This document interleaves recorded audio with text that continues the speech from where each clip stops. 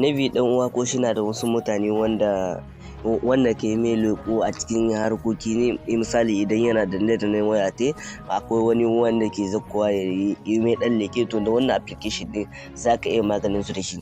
Kai tsaye da zaran ka downloading na application din zai nuno maka fuska kamar haka. Yana nuno maka fuska kamar haka. Anan kana danna wannan wuri, anan zai nemi ka bashi dama.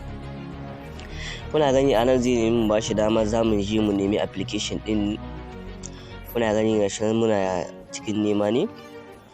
Wala gashi nan mun same shi, nan sai nemi bashi dama. Kuna gani mun bashi dama, muna bashi dama. Wannan application din komai nashi mai matakar sauki ne. Anan kuna gani ina ja, shikenan sai abu ya koma baki. Wancan na saman ko shi ma ina ja, ko shi ma sai abu ya koma baki, sample da kuke gani.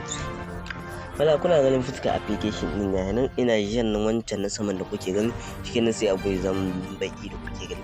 Wannan abin da kuke gani amfani ko da kana cikin WhatsApp ne, idan wani dan leko ya saka, idan wannan abin yana kunne, misali kana sha kamar hanganga, za mu shiga cikin Facebook hangan ko kuma cikin wani wuri haka.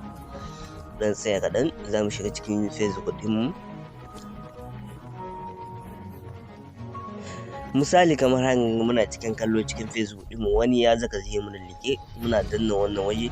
Da zarar mun danna wannan waje za mu sha. Da zarar mun ja shikenan ba zai ga komi da komi ba. Kuna gani ga ya koma sample, ba zai ga komi da komi ba, zai ga abin da ba ma son a gani ba. Kuna gani gashi nan.